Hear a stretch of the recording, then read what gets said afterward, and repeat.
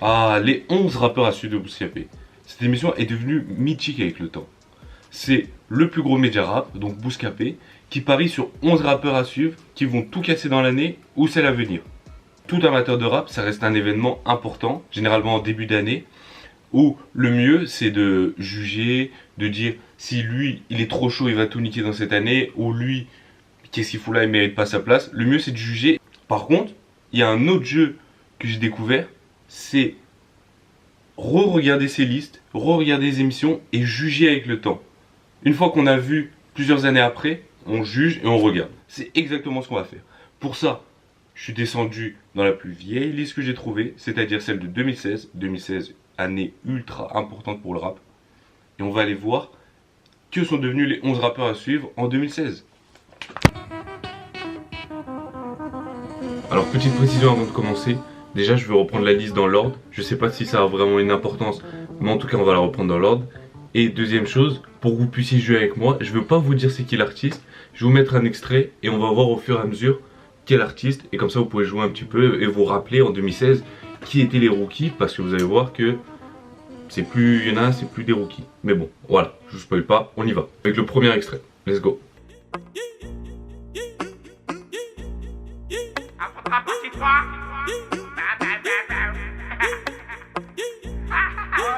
Ah, la moulette vient de Paname, intouchable comme Verratti ou Mota.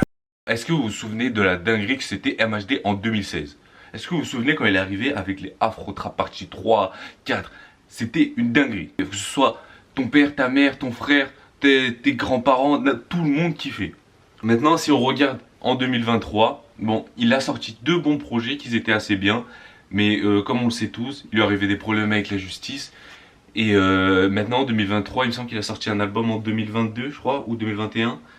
Et il a plus la hype de 2016, mais ça remonte doucement. Et moi, j'ai pas trop kiffé extraordinairement le projet. En fait, il n'y a plus la hype qu'en 2016.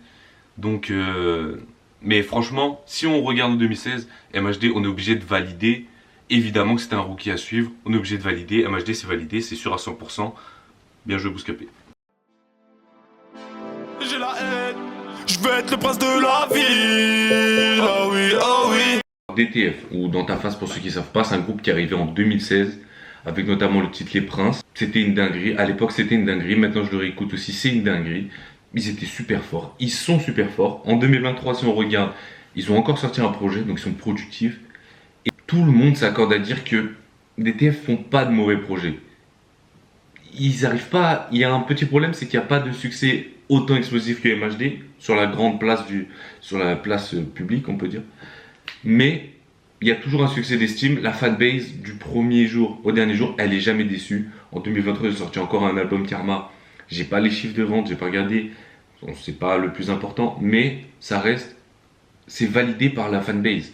DTF, ça déçoit jamais. Et pour 2016 en 2023, je pense qu'on peut dire c'est validé. On peut passer au prochain. Ouais, faut bien qu'on pense à plus tard. Chez moi, tous les chemins mènent au star. Tu veux que je fasse quoi? À part brûler le cellophane. J'en place une pour tous nos fans. Sans vous, c'est la fin. Je fume des bédos tard et je reprends ça le matin. Ma chérie, j'ai un dalada. Regarde nos têtes par l'après. Cette musique, c'est vraiment un putain de souvenir de 2016. Vraiment, c'est un marqueur de l'année 2016. Je sais pas si vous vous souvenez en 2016, mais Dja Jinaz, c'était vraiment soit tu surkiffes, soit tu détestes. Pour ma part, j'ai détesté avant de surkiffer. Franchement, Dja Jinaz, en 2023, qu'est-ce qu'on peut dire? Ils nous ont servi tube sur tube, les projets, ils cartonnent, ils ont une des plus grandes fanbases du rap, ils sont ultra suivis. En 2023, ils vont sortir un projet qui est déjà ultra attendu. Ils ont une tournée des Zéniths qui, il me semble, complète. Dja Jinaz en 2023, c'est évidemment que c'est validé. Et pour 2016, évidemment que c'est validé. Évidemment qu'il fallait parier sur eux. C'est des rookies qui sont devenus des grosses têtes. Donc évidemment, c'est validé. Passe au suivant.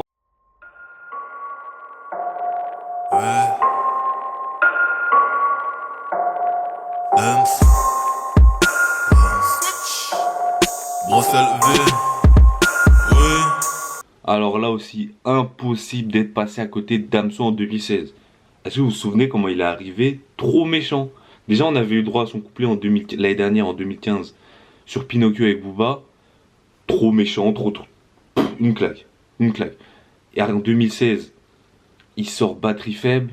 Il sort des dingueries avec Autotune. Avec de l'autotune, ça passera peut-être mieux. Je ne veux plus de toi, je ne veux plus de toi. Amnésie, Bruxelles Vie. Oui, je fume pour l'oublier. Je fume pour oublier qu'il est Dieu. Son côté sombre, il était au max du max. Et c'était une dinguerie. Il était trop fort. Il pliait toutes les prods. Il était un peu étrange quand même. C'est Damso. Qu'est-ce que vous voulez que je vous dise? C'est Damso, c'était une dinguerie. En 2016, on le découvre, une dinguerie. Maintenant, en 2023, est-ce que j'ai besoin de parler plus pour vous dire qui est Damso? Est-ce qu'il y a une personne ici qui ne sait pas qui c'est Damso? Je pense pas. Donc Damso, c'est vraiment, c'est même plus validé. Là, c'est ultra validation parce que c'est devenu vraiment une grosse tête du rap. C'est ultra validé. Bien joué encore. On peut passer au suivant. Oh, hey. Hey, coupe la coca des coups. J'ai une petite bite qui se danse à la zone. Coca, à propos de ma mouille. J'en robe millionnaire, alléluia. Bon, là, on passe à mon chouchou. Le plus américain des rebeux de Belgique, le Sauce God, Hamza. Trop fort ce mec. En 2016, il nous a sorti Zombie Live Santa Sauce. Déjà qu'en 2015, il nous avait sorti son classique H24. Et là, il nous ressort deux classiques encore. C'est des classiques en fait pour ses fans. Vous voyez ce que je veux dire? En 2016, Hamza, c'est vraiment la définition d'un rookie.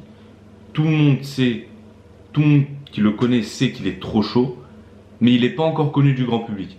Pour ça, il ne faudra pas attendre très longtemps. Un an après, avec sa mixtape 1994, et notamment le titre Life, qui va tout cartonner, il va vraiment être connu du grand public. Mais en 2016, il est encore rookie, et encore, il nous sort des dingueries. Allô, allô, allô. Yo, ma vie, j'ai plus ce qui m'arrive, dis-moi accro. Depuis qu'on se fréquente, j'avoue, je deviens parano. Et bon, là, en 2023, il y a quelques semaines, il nous a sorti Sincèrement. Bon, le projet, il était ultra attendu. Évidemment, il n'a pas déçu. Et il fait 40 000 ventes. Donc, évidemment, c'est encore ultra validé. Hamza, c'est une dinguerie. C'est une grande tête du rap maintenant. Il est trop fort. Il a toujours été fort. Et en 2016, évidemment qu'il fallait parier dessus. C'est encore une fois validé. Bouscapé, pour l'instant, c'est un sans faute presque. Tout d'abord, bonne année. Je vous souhaite le meilleur. Le dernier classe A dans l'allée. Mais la santé, c'est meilleur. Longue vie à mes frères. Longue vie à mes sœurs. Le dernier classe A dans l'allée. Bon, alors là, je sais pas combien d'entre vous connaissent Hicham Ali, mais moi je viens de le découvrir avec cette liste. De ce que j'ai compris, c'est un rappeur de Nantes. J'ai écouté 2-3 sons, j'ai pas vraiment accroché, j'ai rien trouvé de spécial. Voir par vous-même, faites-vous votre avis, mais moi j'ai pas trop accroché. Au vu de l'évolution et du peu d'impact, à part si je vis sur une grotte, peut-être je vis sur une grotte, dites-moi dans les commentaires. Mais je crois que ce mec, personne vraiment le connaît. Au vu de l'impact, même s'il a sorti en 2022 un nouveau projet, donc toujours persistant. Mais là, je pense qu'on est obligé de mettre la première non-validation. Et Hicham Ali, je ne sais pas qui connaît. J'ai pas trop accroché, moi. Allez voir. Mais là, on est sur la première non-validation. On passe au suivant.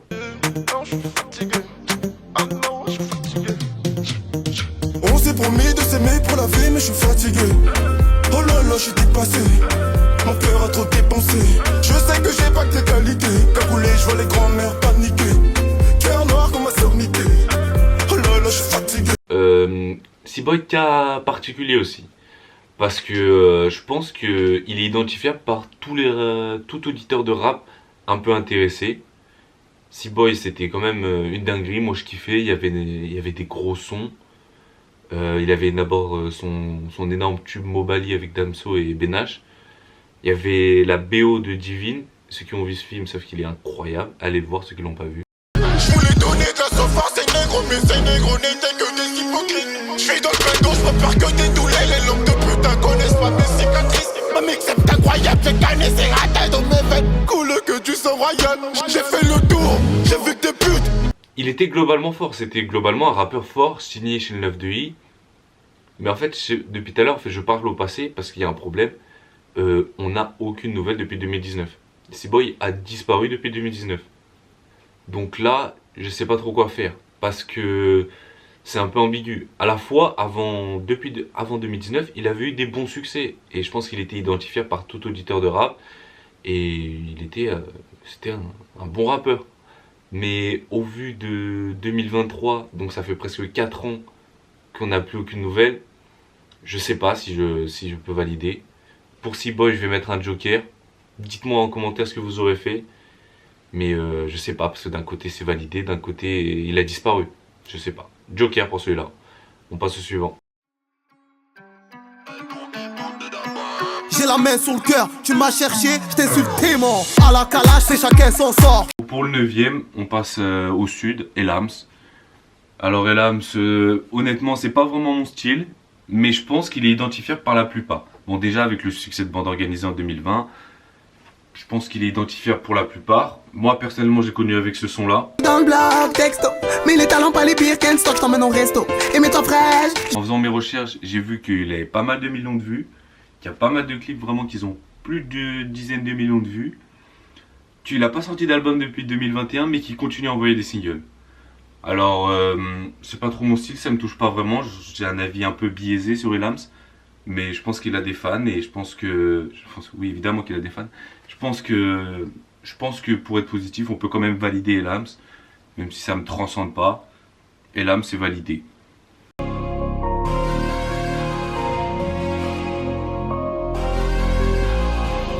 Défoncé d'après les analyses. Tu veux savoir ce qui s'est passé depuis? Je te dirais que je vois plus beaucoup la famille et qu'il faudra 10 millions pour me rassasier. Rouge ou noir, je suis dans le casino. Je n'ai pas du tout besoin d'alliés. Je les entends tous parler de casier, mais ils n'ont rien du tout des millions. Cavalier, je suis prêt à jurer, je suis prêt à jouer, pas prêt d'avouer. Je suis dans la durée, t'as rien à dire et tu sais qu'on est doué. Aujourd'hui la dalle est remplie de disques d'or et le daron est plus que pour. Là, est-ce que j'ai vraiment besoin de parler? Franchement, Ninho en 2016, il arrive méchant, il est imprenable. En 2016, il nous a sorti MILS. Le premier, son classique, c'est une dinguerie. Franchement, il y a des sons de fou malade, il est trop fort. Mais c'est un peu comme Hamza en 2016, Ninho. Il est connu aussi des vrais fans de rap, mais pas du grand public. Après, c'est comme Hamza, faut pas attendre 50 ans.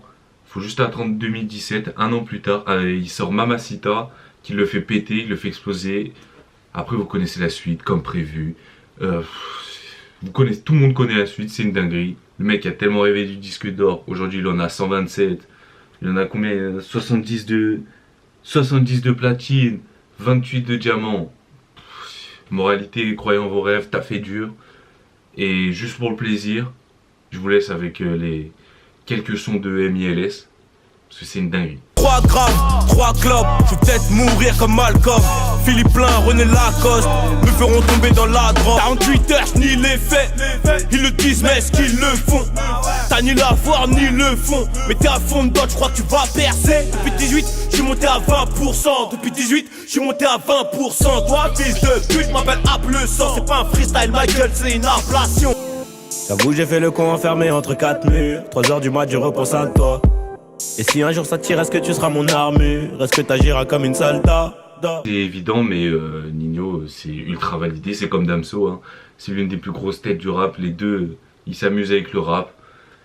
Évidemment c'est ultra validé Ninho. On passe au dernier, hein. Maintenant je suis son Christian Dior, son Yves Saint Laurent. J'ai choisi ses vêtements. Le dernier c'est Jordi. Je sais pas si certains d'entre vous connaissent. Jordi, il est notamment connu pour être un ancien membre du 667. D'ailleurs en 2016 c'est quasiment le membre le plus connu, hein. Il y a Freeze qui se démarque un peu, mais pas tant que ça. Et bon, Jordi c'est du rap un peu underground. C'est un style assez particulier. Il y en a qui aiment, il y en a qui aiment pas. Je vous laisse aller écouter évidemment. Mais donc en 2016, il est surtout connu pour son avant-gardisme, notamment dans ses prods et même dans ses sons. Donc là aussi, je sais pas vraiment trop comment le placer parce qu'en 2023, il continue à sortir du son, mais il n'a pas le succès du grand public. Après, au vu du rap qu'il fait et peut-être de ses envies personnelles que j'ai cru comprendre en interview, c'est pas ce qu'il cherche. Donc je sais pas trop comment le placer, si je peux valider ou pas. Je pense que là je vais devoir mettre un deuxième joker. Donc dites-moi ce que vous aurez fait en commentaire. Et puis la liste est finie. Et on est parti pour la conclusion. Pour conclure, je pense que 2016 c'était vraiment une année de fou malade. Je pense qu'on s'en rend pas encore compte. Pour Bouscapé, franchement c'est bien joué. Il y a presque un sans faute. Franchement, ils sont pas beaucoup trompés. 2016 c'est une époque de fou malade. Là on a découvert des rookies. Donc avec là les 11 rappeurs à suivre, on a découvert une tonne de rookies. Mais je pense notamment aux grosses têtes qui étaient vraiment ultra puissantes. On a PNL qui sort dans la légende, Nekfeu qui sort Cyborg entre autres. Il y en a plein d'autres mais je pense aux deux principaux. 2016 c'était une dinguerie. Je pense que pour les gens de ma génération c'est notre âge d'or. Je pense que dans quelques années on l'écoutera avec nostalgie, qu'on écoutera à nos enfants. Que franchement réécoutez, vous vous rendrez compte comment c'était une dinguerie franchement. Dans quelques années on s'en rendra vraiment compte. Mais 2016 c'était vraiment notre âge d'or pour nous. Sinon, avant de vous laisser, je voulais vous proposer une petite liste de rappeurs qui auraient mérité aussi leur place. Et sinon je vais vous laisser. Dites-moi si vous avez kiffé, dites-moi si vous voulez que je vous fasse d'autres années. Et puis voilà. Elle ne veut plus me voir. On me considère comme un petit blanc reniflant. Je dis non, la cocaïne c'est humiliant. Et je fais 1m80, ça le chien.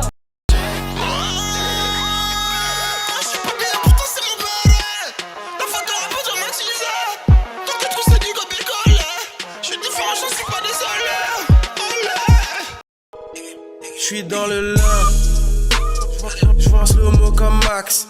Je glisse, je vois la prod comme Nax. Référence, définissance comme Axe.